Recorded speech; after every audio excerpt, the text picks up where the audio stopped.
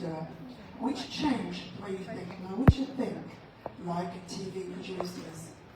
Because all we do is think. That's all we got. It's the only competitive advantage you have over anyone else in business. You can have a bigger laptop, you can have a better camera. But if you're not thinking harder than them, it doesn't matter. And where's Amber? Oh, lovely. And also, the spotlight is important. Position yourselves constantly. In TV, you ever heard anyone say, from the makers of? Yeah? Why? Because it positions that show as a great show. If you like that one, you'll like this one. So I always like to start my talks by talking about someone that I think you'll agree is very inspiring and extraordinarily attractive. Who laughed? You're dead to me too. Go and sit with Juliet in the corner. So I will give you the 30-second version of my career. So I started life as a journalist. Not a good one. I was not good. So my first day at work, I had to write the obituary for Laura Ashley. Do you know who Laura Ashley is? Yes, Laura Ashley made soft furnishings. She made cushions and rugs and curtains. And there's a very famous picture of Princess Diana holding a little baby on her hip. She's wearing a Laura Ashley dress. So Laura Ashley, very, very, very, very famous. And she passed away. And my first day at work, they said to me, can you write the obituary for Laura Ashley? I went, yeah, sure. So it's 10 o'clock in the morning, we've got a meeting at 3, we came back. What headline would you use for Laura Ashley passing away? I wrote, it's curtains for Laura.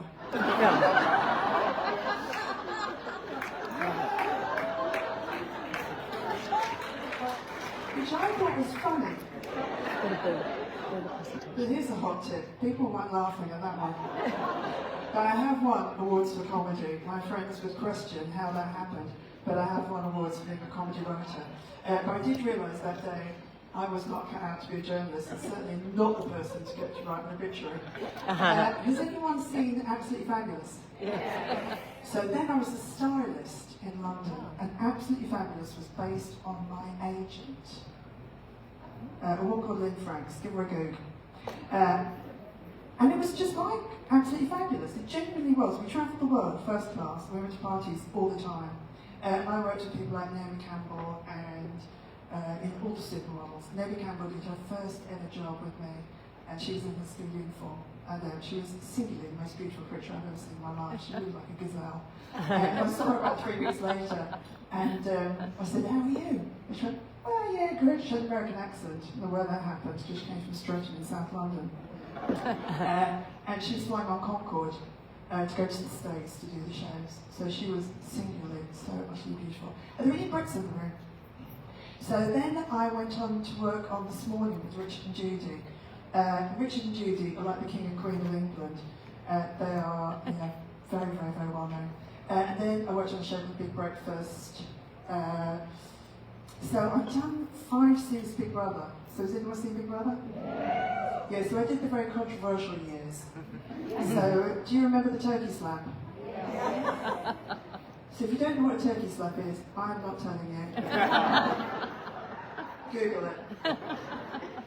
So in my contract, I had to answer my phone within 6 rings. I had to live within 20 minutes of the studio, and I had to answer the phone day or night. So if the phone rang, I had to answer it. It's about 2 o'clock in the morning, and I get a call. Oh, Wes, can you come to work? I'm like, yeah, sure, what's happened? Normally, people are drunk. And I said, of course I'll come in. And I said, well, what's happened? And they said, there's been a turkey slap. Now, I've just woken up. So I genuinely said this, I said, we put a turkey in the house and someone did it. If anyone who knows what a turkey slap is, you'll realise the people on the other end of the phone are like, what is she talking about? I've got no idea, I don't know what it was. So I went to work and it went round well. So I made 5 series Big Brother. The Celebrity Apprentice, has anyone watched that one? With Mark Boris. Stop it. Stop it. How handsome is he? So my first, you can't repeat anything I say, okay? Say this, I will not repeat anything you say, Maz. Okay, cool. Did you even have your fingers crossed? So Mark Boris, our first day recording was The Apprentice, and he said, "Can I ask you a question, Maz, before we start filming?" I went, "Yeah, sure, Mark." And he started speaking, and I was looking at him and I thought, "I bet you smell really nice." And I bet you, if I put my head against your chest, I bet that's cashmere, it'd be lovely and warm. And he genuinely, he said to me, "So what do you think?" And I said, "I'm so sorry, I wasn't listening." He said, "Are you okay?" I went, "Yeah, I'm fine, why?" He said, "You look like you've had a stroke, you're just completely crazy." So sorry, Mark. We are friends. We're friends because you haven't heard that story. Farm Lots of Life. Anyone seen that one? Keep It in the Room, yeah? They get it on so quickly on that show. This is my theory. My theory is because they are around animals breeding. So it's on their minds. I love it. They do, they get it on very, very quickly. Maybe say Cook, Dancing with the Stars, The X Factor. So I made The X Factor back in the day with Mel B, who is one of my favourite people ever. And Guy Sebastian, who has the best skin of any human being I've ever seen. And he's also really charming, always late, but very charming. Ronan Keating, hugely funny. Nat Bass, incredibly beautiful and funny and clever. And I created Q&A for the ABC. So if anyone's watched Q&A, I always put that one at the end because generally everyone hates all of my shows. And then I say, I created Q&A. They're like, "Oh, I like that one." So I'm smart. And now I do this. I speak at conferences and I do training with companies and I MC award ceremonies and big events. And I love it. And I help companies be more interesting. I help companies with their storytelling and their innovation and their thinking and their customer experience. And I love my job. If you've ever seen any of my posts, it generally starts with, "I love my job," because I love my job. And this is what I want to do with you today. My 12 commandments. They're named after me because I think we have established I love me. Good on you. So there are 12 things I know for sure that I think will help your business. It will help you think harder, think differently, change the way you do business. And I take these very seriously. 1, hope is not a strategy. I work with a lot of companies and they say, "We're going to do X." I say, "Brilliant, how?" When was the last time you had a meeting and you put 5 minutes aside at the end to make sure that what you wanted to happen, happened? Do you do it? As a producer, if I want you to do something, there is every chance you'll do it. If I want you to vote, you'll probably vote. If I want you to cry, you'll probably cry. If I want you to laugh, you'll probably laugh. Hope is not strategy for me. I used to do hidden camera shows. Why are hidden camera shows difficult to do? So you know when you do like a punt or you get a celebrity and you do a hit on them and they don't know it's happening. Why are those difficult to do? I can't brief them. I can't tell them what to do. I've got to make sure that what I want to happen, happens. So if I would like you to sit in that chair, how do I get you to do that? Because all the cameras are looking at this seat. How do I make that happen? What would you do? You've got 10 seconds, turn to the person next to you. How do you make sure that this lady, what's her name? Oh, Katie, you were just up, sorry, I'm right on me. So, how would you get Katie to sit in this chair? Also, I loved your comments. Brilliant. 10 seconds. How would you get her to sit in that chair? And not this chair or that chair? 10 seconds. You put a drink on it? Ah, good. Yeah. Or her name. Or her name. Put her name on it. No, you see, it's hidden camera. Someone said player. No, it'd be very handy. I have to make sure that when she walks in, she sits here. Put her name on it. You put pillows on all the other ones. Thank you. Yeah. There is one chair empty. When Katie walks into this room, everyone's an actor. She has to sit here. How do I make sure that Katie doesn't turn her chair and face this camera here? How do I make sure that she sits in that chair and faces in this direction? Hope is not strategy. How do I make sure it happens? You hope that she won't move her chair, yeah? No, not for me. I've got to make sure she doesn't. How do I do it? You glue it. Yes. I nail the chair to the floor. Yeah, bolt it to the floor. She can't move it. Yeah. Unless she's got a jackhammer. Yeah. Now, Katie is a terrible swearer. Oh, goodness, she swears all the time. And I'm talking you through an actual hit I did with a celebrity, very, very famous celebrity. And the agent said, this person swears all the time. Okay, that's a problem for me. But hope is not a strategy. You've got to make sure that he doesn't swear. What do I do? Put a priest in or a nun. Put an old lady next to him. Brilliant idea. Put a what? Priest in. I put a table of nuns Oh, there we go. next to him. And if that wasn't bad enough, they had school children with them. Oh, stop. And to make sure, because hope is not a strategy for me, when you walked in, the actors, the nuns said, "Oh, Alan, what a joy to meet you. Everyone in the orphanage watches you every night." Is he going to swear? No. No. Hope is not a strategy for me. If I want something to happen, I have to make sure it happens. If you want someone to do something, how hard do you think about getting them to want to do it? I can't ask him to change his behaviour. I can't bully him into it. No point in that, and also it's unethical. But I can encourage him to. I can encourage him to do what I would like him to do by making sure hope is not a strategy, it's the only chair available. It's nailed down and there are some nuns next to him. It works.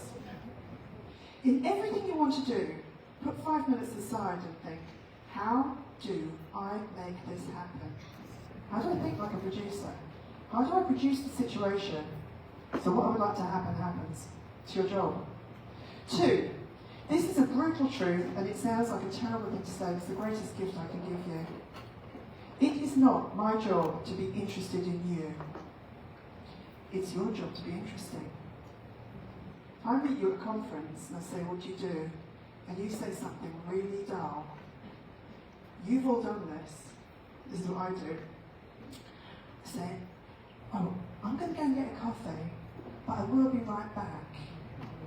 And I go to the airport and I fly to Venezuela. And we've all done it. It's your job to be interesting. What's the job of the first 10 seconds of a TV show? Alana told you earlier. What's the job? Make you watch the next 10. What's the job of the next 10 seconds? Make you watch the next 10. What's the job of show 1? Make you watch show 2. How do I do it? I've got to make it interesting. What's the job of the first line of your website, first line of your Insta, the first line of your LinkedIn? Never read the second. Hope's not strategy.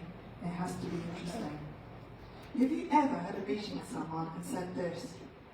Oh, that was so interesting. And you know what? I really wanted it dull. I was really hoping that was going to be boring. Never. It's your job to be interesting. When you're interesting, people are interested. Crazy, but true. Commandment number 3, lose white noise. Your brain has one job. What is it, ladies looking at me? Hot tip, never make eye contact. I'll ask you a question. What's the job of your brain? Got one job. It's a really simple job. No one ever gets it right because it's so simple. What's the job of your brain? One job. Protect. Keep you alive. Keep yourself a pay rise. The job of your brain is to keep you alive. Nothing else. Everything else is dressing. That is the job of your brain. So the job of your brain is to lose all white noise. Can you hear the projector? You didn't walk in and go, that projector's loud. I pointed it out. You can hear that white noise.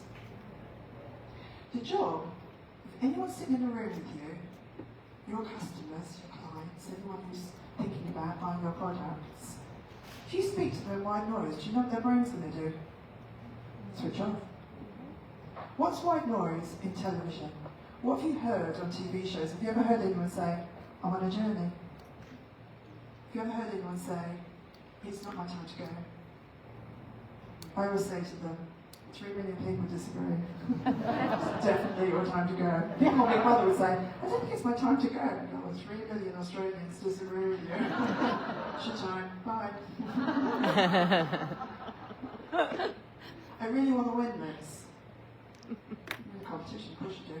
If you say to anybody who is about to walk onto a stage, so gentlemen looking at me now, don't make eye contact, I'll give you the hot tip. If you're about to walk on stage and I say to you, how are you feeling? You'll say the same 4 words everyone says, how are you feeling? Not that. People generally say this, I'm nervous but excited. When you watch TV, you'll see white noise all the way through. I'm nervous but excited. I really want to win this. It's going to give it 110%. It's not my time to go. I've had people on the X Factor who are 14 years old say this is the most important day of my life. You're 14. Been alive for 20 minutes. Lose white noise. When you use white noise and you say the same stuff that your competitors are saying, the really general stuff, the brain switches off. Whoever's listening to you is not listening. They're thinking about, I don't know if I'll do the laundry today. It feels like a good drying day. Maybe I'll leave it till tomorrow. I want you to read this. This is a friend of mine. He is a filmmaker. He's a very, very good one. When you've finished reading it, give me a nod or say, I love Maz more than my children.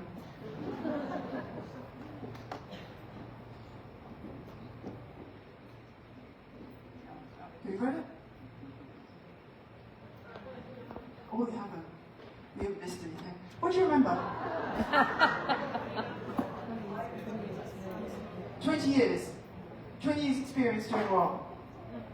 Cinematic. Being quite dull, yeah? Would you have a meeting with him? Is everyone short on meetings? No. Said nobody It's ever. boring. You have a choice whether you meet someone or not. This is a friend of mine. He's a really, really good film director, good film producer, actually a very good writer. The irony. And he called me up and he said, there are 2 film companies that I want to get in with, and I can't seem to get in the door. Will you do some work with me? I said, yeah, of course. So I flew down to Melbourne.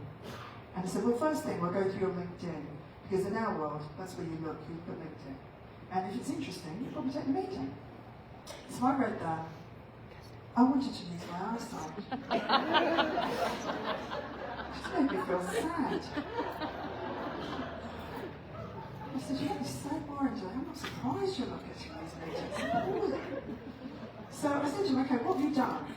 And he said, I've done everything. I've been a director, I've been a focus puller, I've been a driver. And I said, who have you directed? He said, I gave Sam Worthington his first job. Do you know who Sam Worthington is? Yeah, in Avatar.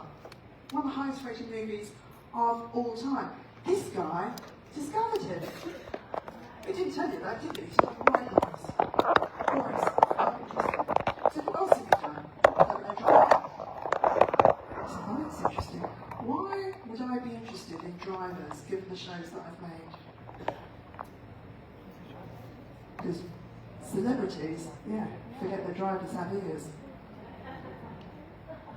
So if I think Denny Hines and Pauline Hanson aren't getting along, what will I do as a producer? I hope it's not a strategy. What do I do? Put my car together. Say to the driver, get stuck in traffic. And then they arrive, I would say, did they talk? No, not for a second. That means the story for me, doesn't it? Hope it's not a strategy. So I said, who have you driven? He said, I drove Vin Diesel. Do you know who Vin Diesel is? Yeah. What's he famous for? What kind of movies? Fast and Furious.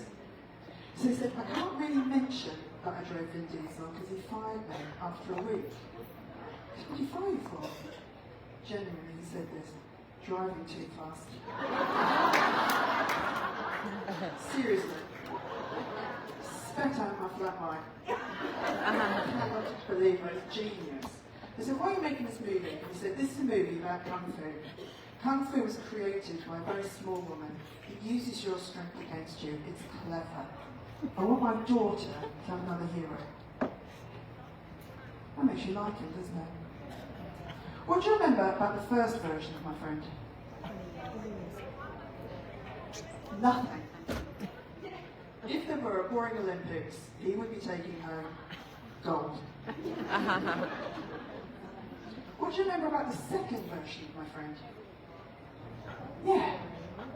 Discovered Sam Worthington, fired by Vin Diesel, wants his daughter to have another hero. When you were describing you and your business and a product, are you the first version or the second version? Because you want to be the second one. I want you all to stand up if you can, and I want you to sit down when you're bored. Not of me, of the thing I'm about to show you. So everyone stand up, sit down when you are bored. So this is a mashup of COVID ads during COVID.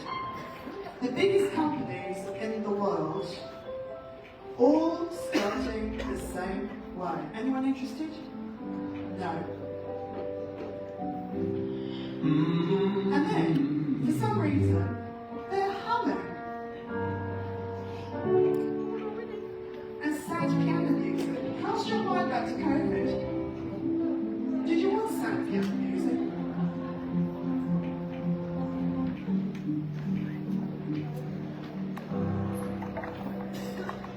We've got some resilient people in the room. First opened our doors. Since 1926. Since 1978. For 60 years. For 75 years. For over 80 years. For 90 years. Over 100 years. Nationwide has been on your side. Restaurants, we've always been there for you. Nissan has been with you through thick and thin. Nissan has been with you through thick and thin. No. No one from Nissan came round to my house when I split up with my boyfriend. With a bottle of tequila. Saying you were too good for him. It's nonsense, isn't it? Nissan's been with you through thick and thin. Can you see they're all white noise? These are the biggest companies in the world. Uber, Meta. The biggest companies in the world. White noise. Was anyone interested? No. Stand up again, if you don't mind. Sit down. When you're bored, another ad, COVID ad, would it cost a fraction of all the others?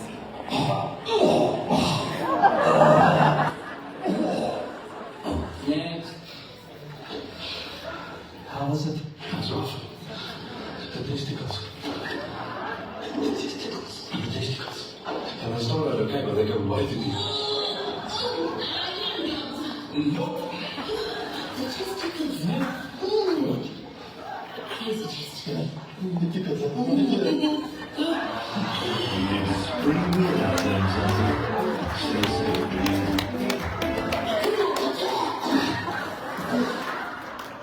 Isn't it genius? See? Can you see the difference between the first set of ads and the second? You want to be the second ad, don't you?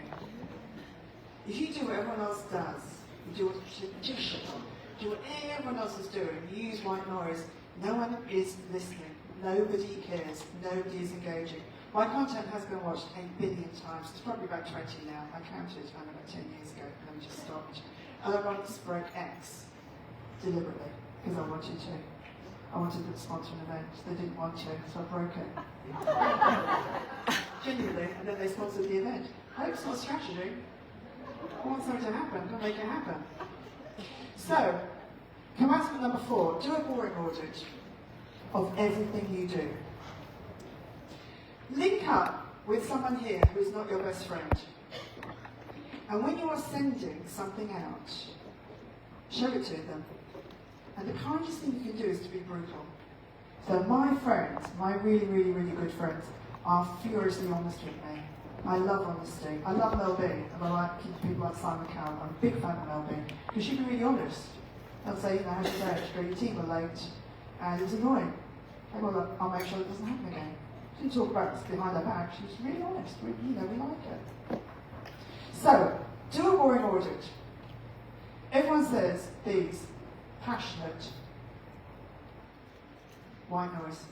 15 years experience. Doesn't mean you're good, it just means you've been doing it for 15 years. People have been doing it for 40 years, and still not very good at it. Authentic. Companies say this all the time. I say to them, give me 3 examples, they rarely can. Pivot. Did anyone hear the word pivot before COVID? Has anyone ever pivoted before COVID? Game changer. People say game changer. Well, this is a game changer. And I say to them, what do you mean? They go, it's a game changer. I go, no, I heard you. I just don't know what it means. What do you mean? They call it game changer. And we can spend the rest of our lives. Well, I ask you, and you just keep saying the same words to me. We've been here forever. Data-driven. I love this. Everyone's talking about data-driven. Like we've never used sums. Like, back in Roman times, if you sold all your chickens, would you buy more? Of course you would. We're talking about data-driven, like we just discovered it. People person. I've interviewed, I would say, about 12,000 people. About 11,999 said they're a people person. It's such white noise. Only one girl came in, a woman called Constance Hall. I loved her. She said, I'm not a people person. Yeah, she's an influencer. I'm not a people person. I find them very disappointing. Oh, well, welcome to the Big Brother house. Don't you? Unprecedented. Put your hands up, just one hand. Put one hand in the air. Big hand down if you've lived in unprecedented times. How's your day? Precedented. Everything I thought was going to happen happened. It's really precedented as it goes. It's nonsense, isn't it? Absolute nonsense. Hello, you. Number 5 commencement. In TV and in business, people find you in the same 2 ways. Everything I do is word of mouth, so thank you to Alana for booking me. I'm difficult to find. Don't advertise. We're just all word of mouth. You like me, you call me, you book me. That's it. Very simple business plan. But what you'll do is you'll land on my Netflix ad. When I used to make those big TV shows, they would cost about 30 million. I have 30 words to describe them. Each word is worth $1 million. Can you imagine how I sweated those words? Sweat your words. When people find out about you, they will go to your Netflix ad, your 30 words. Are they interesting enough for people to click? Because if you don't click on my show, that's 30 million down the drain. The job of your Netflix ad, your LinkedIn description, first line of your website, first paragraph, the first sentence you say when someone says, hey, what you do? That's your Netflix ad. It has to gain you another sentence. When you tell people about a new product, or about you, about your business, about this business, you have to hear these 5 words. That's interesting. Tell me more. That's interesting. Tell me more. If you don't hear, that's interesting, tell me more, it's not interesting, and no one cares. It's true, isn't it? That's interesting. Tell me more. You've got to hear it every time. Commencement number 6. It's not about you. It's about them. Very often people will come in, they used to pitch me ideas, and they'd say, we want to go back to Croatia to bake a cake that my granny used to make. That's the show. I say, right, how many people do you think are going to watch this outside of your immediate family? Like no one? It's not about you, it's about them. And everything you do, it's not about what you want to say, what you want to do, what you want to post. It's about what they want to hear, they want to see, and they want to engage with. Flip your thinking. It's not about you. So if I said to you, what does a lovely roast chicken make you feel? Give me some words for a lovely roast chicken. Juicy. Someone always says moist. Someone always says it. You're always my favourite person. What else? Succulent. Yeah? It's good, isn't it? Unless you're a chicken.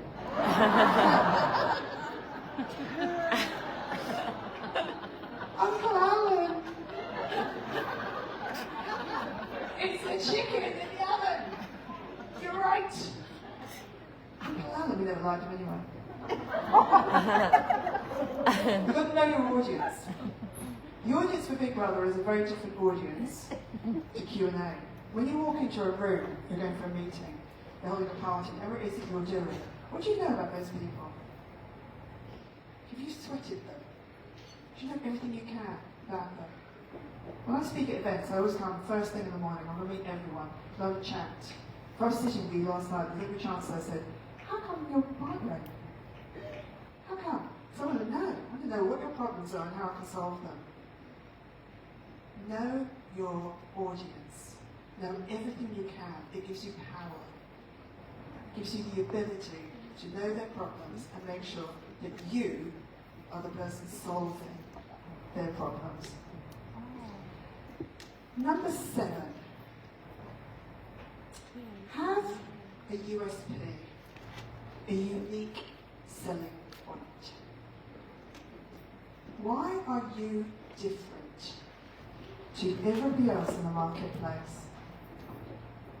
Why are you different? What is different about you? If you're not different, you're like everybody else. This product is not different. It's like every other product.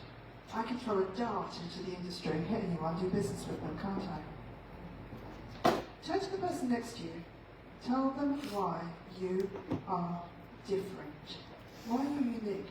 What's happened in your background that makes you different to everyone else in the room? I'm unusual in the speaking world, in that I will talk to you about TV shows as I've made them all, won every awards list to win, apart from the Emmy and Mid Cross that. I've won Vegas and BAFTAs, Astros, because I was surround myself with really good people, and then go and collect the award, because that's the way television works. Turn to the person next to you. Why are you different? Why are your products different? Why is the new product that you're about to go and sell, why is it different? What's the unique selling point? That's what we're talking about. You've got 15 seconds. Turn to the person next to you. Have a chat.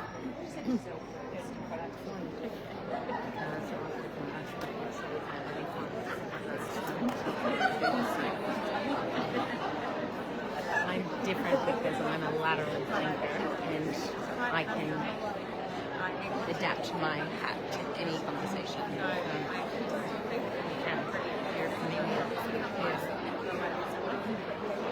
We're the same person, but I just...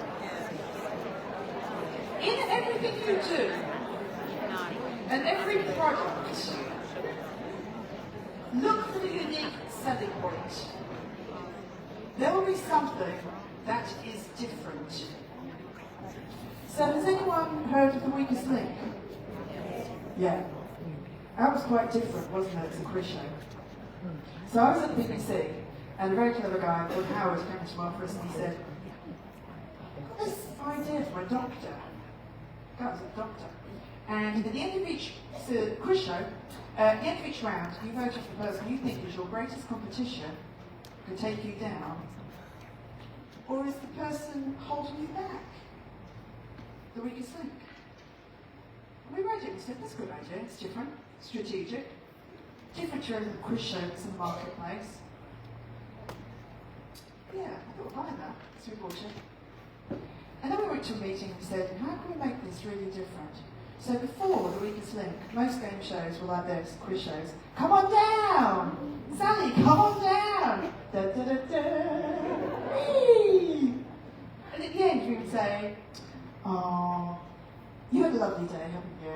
I'm sorry you didn't win. Have you enjoyed yourself? Of course you have. Well, thanks for being on the show. No, we didn't. We said, oh, you're stupid. You were the weakest link, couldn't you? And no, but grown-ups can say it if they're on telly, but not you, because you're too charming and young. So we would say, you're stupid, you're the weakest link, goodbye. We shot it in the round. You notice, weakest link shot in a circle. Why is that difficult to do? Not many people do it, it's hard to do. Why? Angles. Yeah, because you're facing cameras at every point. So if this was in the round now, this person would be shooting in this direction, and it would be picked up on that camera, and this camera would be shooting that one, there's another camera. It's very difficult to shoot. So we've got curtain around. If you look very carefully, you'll see tiny little holes cut out, and we put the cameras through there. It's really smart. Just because I'm a genius, really. But we made it different. The host didn't smile. She was lovely. First person who did it, Anne Robinson, really, really nice woman. We put her in really angular clothes, nothing soft, and, nothing bright. It went to her on a Monday. Do you know how many complaints we had? 258. Which doesn't sound like many until I say this year. For every one person who complains, how many people want to but can't be bothered? How many do you think? Higher. 10,000. So my boss, David, called me and he said, "Can you come and see me?" I said to the team, "Promoted or fired? Got no idea." I said, "Well, we'll see you all around tonight." "Yeah, see you." "Oh, I won't see you." And I went in and he said, "We've had 258 complaints." I said, "Yeah, I heard that." He said, "Which you know?" I said, "Yes, I know, 10,000, yes." So 250,000 complaints essentially. He said, "Yes." Yes. He said, "We got hit." You all heard of it. Do you know how many territories it's sold to? 44. That doctor who came up with that idea is now a very rich doctor. BBC Worldwide, the year before I joined the BBC, I worked at the BBC for a while, they made 3 million. Do you know what they made next year? 33. They were literally, I walked on the corridor, they were throwing pebbles in front of me. It's not hard. What is the unique selling point? Why is it interesting? Are people going to say, "That's interesting, tell me more"? Is it different? Is there white noise? There is no point on the weakest link where you're switching off. There's no lull in it at all. You're the weakest link, goodbye, let's start next round. We don't say, "You're the weakest link, goodbye, oh, should I lie down?" No. Straight into it. Number 8. The opposite of white noise is this: sticky information. Information that sticks in the brains of the people that matter to you. Has anyone heard of Rick Astley? Mm-hmm. Good, because you're about to dance, Jacob. Everyone stand up, my friends. And we're also doing a little bit of singing. Now, are you okay if I film you? Could you all give me a nod, because I don't want a Coldplay moment. Just saying.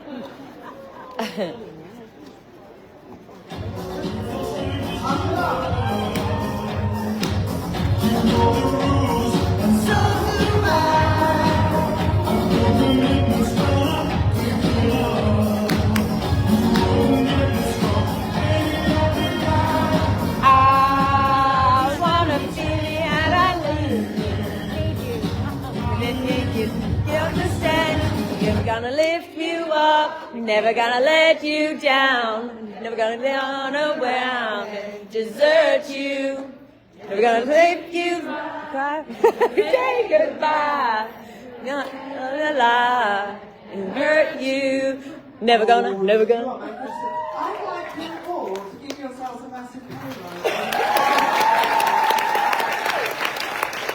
You are wonderful.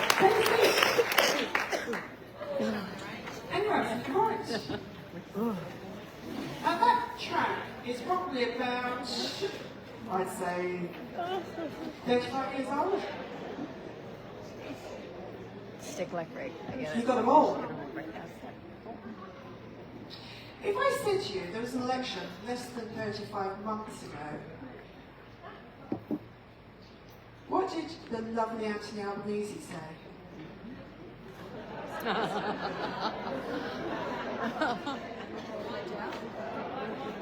How about Obama, Biden, Kamala Harris?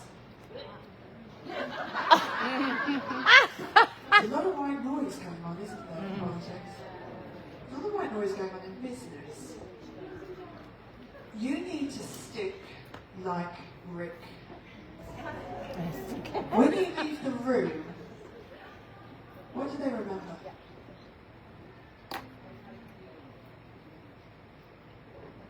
But more than that, because if you're selling, it's not really about how you feel. Look, I feel marvellous out there. Goodbye, you think, no? It's brutal out there, isn't it? Sticky information. What is stuck in their brains? When you leave the room, it's great if they feel good, but it's even better if they remember what you said. Because when they say, oh, you had a meeting with Ange, Sally, why were they here? What are you going to say? What do they remember? Think about Rick Astley. Every time you produce something, every time you write something down, when you're doing your Netflix ad, when you're about to post something, is it interesting? Because it's your job to be interesting. It's your job to make sure it sticks. So for any children in the room, you might want to cover their eyes for this one. Number 9. Have one clear message.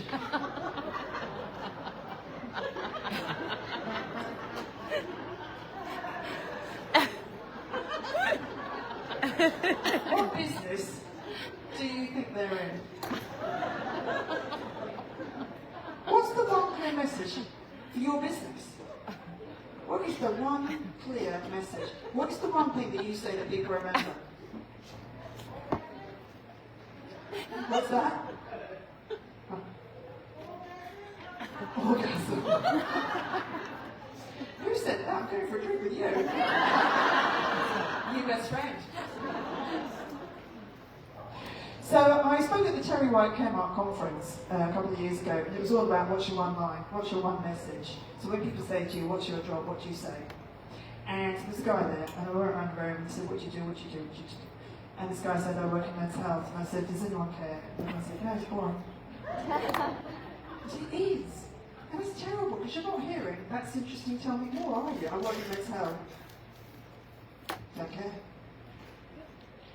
So we did the session, about an hour long, and at the end, I went back to all of the people, and I said, what do you do, what do you do, what do you do? I came back to this man. I want to cover his ears. So I said, what do you do? And he said this, I fix dicks.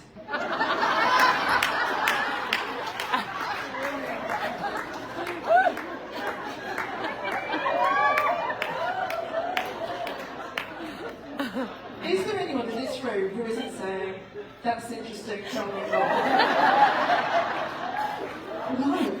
I was like, I'm in the middle of a conference where, that's interesting, tell me more.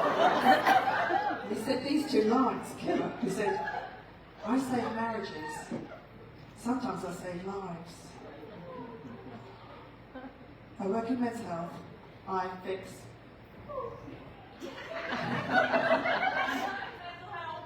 Oh, you work in mental health? No, I fix dicks. It's memorable, isn't it? He has a unique selling point.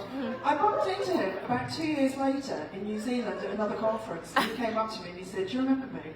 And I said, I know you, but no, I don't, because I'm quite shallow. And he said, I'm the dick guy. Peter! He said, yeah. He said, it took me about 8 months to put that on my website and on my LinkedIn, so I was a bit nervous. And he said, and now, you can't get a booking with me. Because I'm booked up for 2 years. He said, you've changed my business.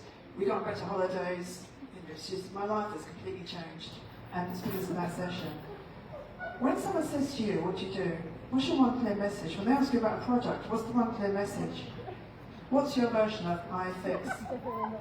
Because you need it. Who said this?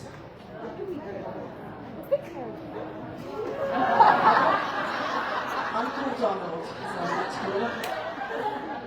I have worked with Uncle Donald. I've worked with so I should tell you some of the people I've worked with. It's a good list. So I have worked with President Trump, who did the Celebrity Apprentice. I've worked with King Charles. Everyone from Beyonce to Usher to Melody Simon Cowell to Ed Sheeran to Pink to Richard Branson to just everyone really. And I'm the person in the background that's telling them to be better. I'm the person in the background that says that was good, but it wasn't good enough. You need to be better. You need to make that shorter and sharper and more interesting. It's a bit quite noisy, a bit general. I'm the person you don't see. I'm the person that makes them better. I've made an enormous number of people famous. When I speak at financial events, I always say to them, I have made more millionaires than you. They obviously love that. So think about your one clear message. Think about your version of Make America Great Again. Because there isn't a person alive who hasn't heard that line. But if I asked you for a line from any other politician in the world right now, give me the one line, any politician alive.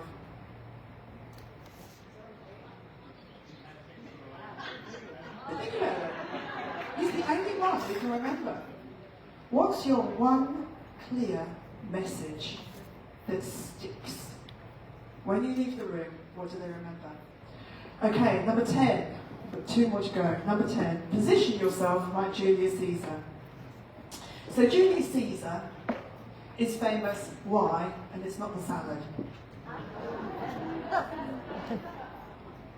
He's famous because he was really smart in positioning himself. So in ancient Roman times, kidnapping was big business. A lot of people kidnapped. And the going rate for kidnappings was about 250,000. So they said, hello, 250,000 for all of you. And they went, yeah, okay. And then a little voice said, 500,000 for me. And they said, oh, Julius, mate, what you're supposed to do is negotiate down, you see, not up. So maybe, 100,000 for, he said, no. If you're asking for 250,000, for all of these other people who've been kidnapped, I want you to ask for 500,000 for me. Why? Why'd you do that? Because everybody in Rome started to talk about him. Who's this Julius Caesar? What do you know about him? Why do they want twice the money for him? Why is he special? Who is he?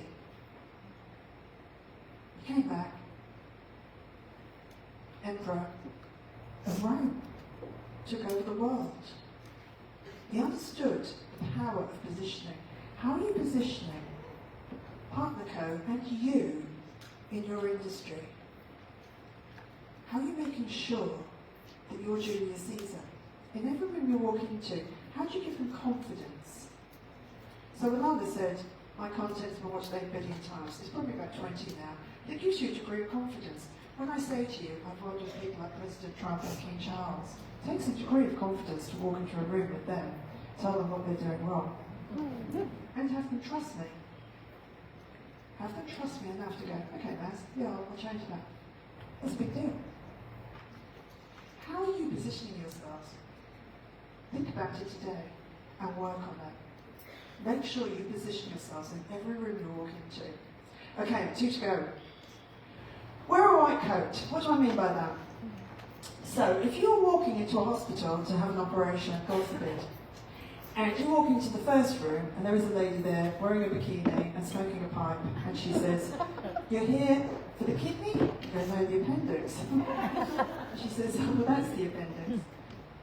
No, that's the line. Well, I'll tell you what, when I do the operation, I would definitely have a picture next to me of the appendix. And by the way, I did need work at school, I'm not bad. Or you walk into the next room, and there is someone wearing a white coat. And behind them, they have all their certification. And they say, they call me Appendix Maz, I've done thousands of these, I've never lost anyone. Which room do you want to walk into? Who's at the first? Not really. The second. Of course you do. What's your white coat? Why are people trusting you?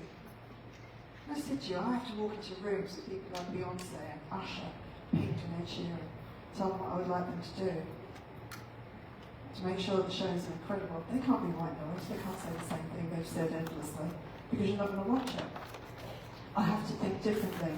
You have to think differently. How do you position yourself? So my intro, been down more red carpets than the Dyson. I have. I've worked with everybody on that. 8 billion views, maybe more. And I once broke X deliberately. I've worked with every famous person there is to work with. What's your white coat? When people call me about speaking at an event, and they say, do you think you can hold an audience? 8 billion views, I'm pretty confident I can, yeah. I mean, I'm not going to do your schedule, but I can hold an audience. What's your white coat in your industry? I love the stories that I've heard today. Love the stories that I've heard today. They're brilliant. really good white coats. Make sure you're telling people. You know, who's the lovely lady who's said, I tried the product, within a week I was working for a company, within a month I'd taken over. Hello, yes. And now she owns the company. And we're all working for you. And so is Juliet, because obviously she's resigned. And dead to me. What's your white coat? When you told that story, it's a great white coat. You know, I took the product, well, you know, decided I'd work for the company. What are you telling people that gives them confidence that your products are brilliant and that you're brilliant and they should trust you? It's all about trust. I chat with Barbara in the bathroom and I say, you know, how do you decide about products? Do you know, look for problems, where are the problems? Because if there are no problems, you can't solve them. Problems are absolutely your best friends. Look for problems everywhere. If I said to you, when did the first person set foot on the moon? What year was it? 69. When did we put wheels on suitcases? 1972. We put someone on the moon before someone said, my suitcase is heavy.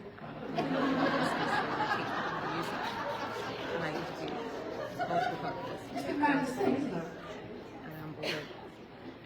Problems are your friends.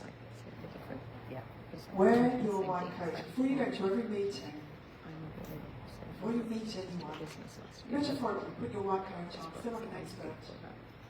Change your body language. So when I put people on TV, I've got about 20,000 people on TV, you know, people on TV. And some of my friends do body language courses, and they'll do it over a year. And I said, what do you talk about for a year? We can get people to change their body language in like 4 seconds. And we were having a chat earlier. Who was it I was speaking to earlier? We did our picture. Yeah. And I said this. So every time you want to look more confident, 3 things. Spread your legs, because you go around the room, take up a bit more space. Tits and teeth. So look around at everyone now, slouching. And on the count of 3, I'm going to do tits and teeth. 1, 2, 3. Can you see the difference? It's a big difference. I'm just going to check I'm getting the time, because there's nothing I like more than the sound of my voice. Tits and teeth. Oh, I'm pretty much on time. Am I your favourite speaker of your entire career? Do you love me more than your children? They're very smart, aren't they? Right, my final commencement is this, and I think this is something you're very good at, but you do need to be better. Create some noise. You're an attractive woman. How do you create noise? Around Pumpercup, around you, and around your products. How do you create noise? You can't watch my TV shows unless you know they exist, can you? Yeah, Every get louder. shows exist, you can't watch them. We're very good at making noise in television. If I want you to know Big Brother is on air, you know. The first ever talk I did was at the CEO Institute. Beautiful bunch of people. 600 people in the room. They're all senior CEOs. I'd say probably 599 were guys. And they introduced me. This is Maz, she's made all these TV shows. And literally everyone went like this, oh no, this is an hour of my life I'm not getting back. And I said, okay, because my job is to read an audience. So everyone stand up. Sit down if you've never heard of Big Brother. Everyone standing. Sit down if you've never heard of the X Factor. We're all standing. Sit down if you've never heard of Dancing with the Stars. Q&A, it's Logic Apprentice. We're all standing. That's okay. I've probably never heard of your companies.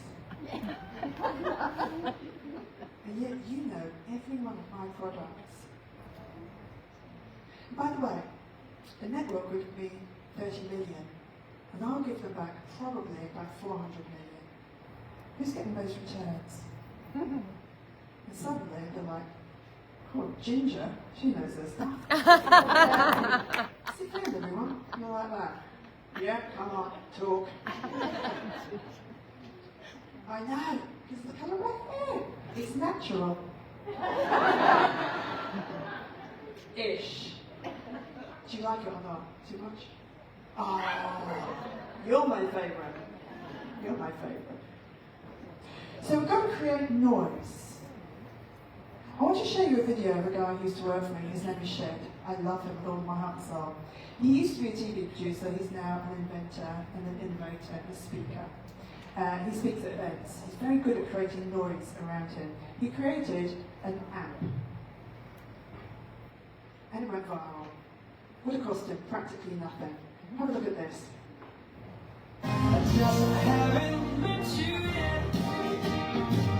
If you're looking for Mr. Right, there is a new dating website you should try, but there's a catch. It's called Shinder, Yeah. kind of like Tinder, right? And there's only one guy involved, the creator of Shinder, Shed Simov. He's joining us now live this morning. We got to talk about this. How did you come up with this concept that only you are available for dating? Well, Layla, if you want to be a big fish, perhaps sometimes you have to create your own pond. And now, I'm the only man available to date on Shinder, so in effect, I'm number one in a field of one. And that's how it works, doesn't it? Now, I love this idea, and I'm mad at you because I wasn't quick enough to think of it myself. Now, you also wrote You're gonna book love this. called What Every Man Thinks About Apart from Sex. It's a bestseller, but there's something unique about this book. Can you tell us about that?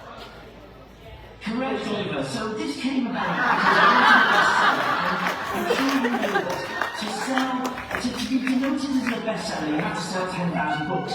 And I wrote 2 books, and they got great reviews on Amazon, but didn't sell 10,000 sales.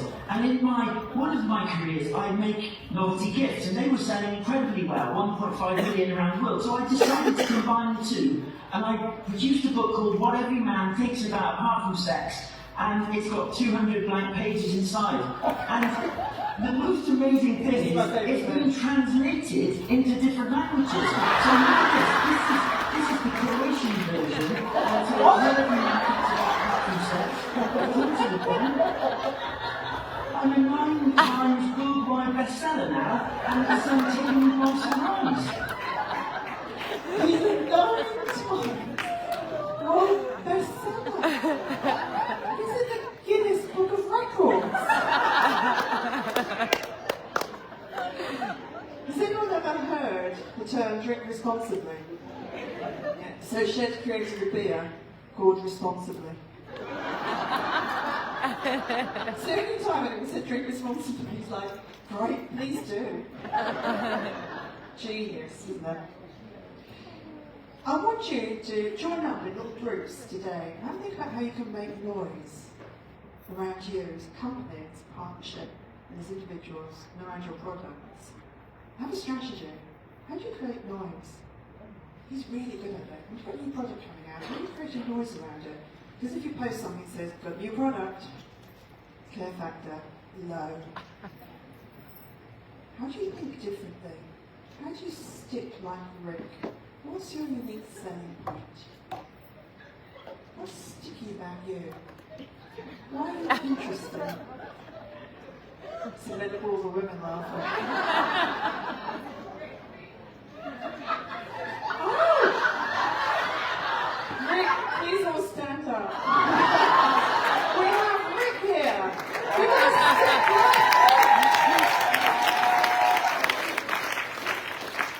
I hope Rick is sleeping.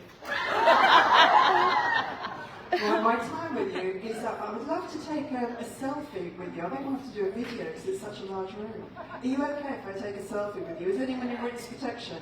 I always like to check. And also, Juliet, she's still working with me for the next 4 or 5 minutes. Where are you? Juliet's here. We've got coasters. So I don't have business, well, I have business cards, but I also have coasters. So if you'd like a coaster, come and grab one. It says, have a drink on me. Nice. And if you would like a copy of the commandments as well, this is me on LinkedIn. I don't know if any of you are on LinkedIn. I'm guessing you're kind of LinkedIn, but probably more Insta and TikTok and Facebook. But if you're on LinkedIn, make pals, and Julia, she still has a job, will send you the commandments. if you would like a copy. And if not, just grab a business card and Julia, while she's still working for me for the next hour. Nobody You're knows not allowed to that. come I and know. work for them. I If took I a see girlfriend you the other speak day. to She James was really and good at Benedict, that. you're She in went, so much trouble. You just changed When her life. James and Benedict, you cannot speak to her, okay?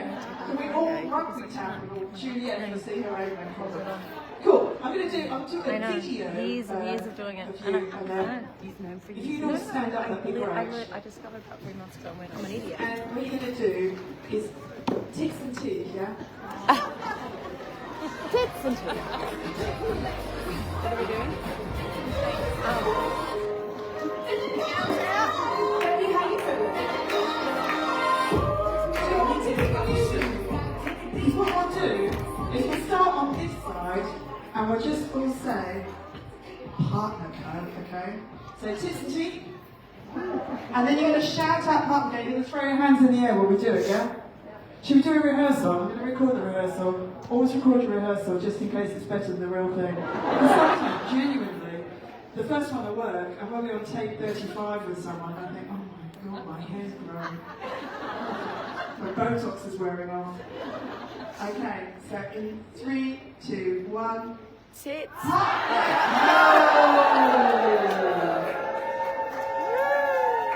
Oh yeah. I thought we were Very doing good tits and rehearsal. teeth. Should we do it again? Yeah, same. Okay. And remember to put your hands in the air like you don't care. Remember your tits and teeth. Okay, coming to you in 3, 2, 1.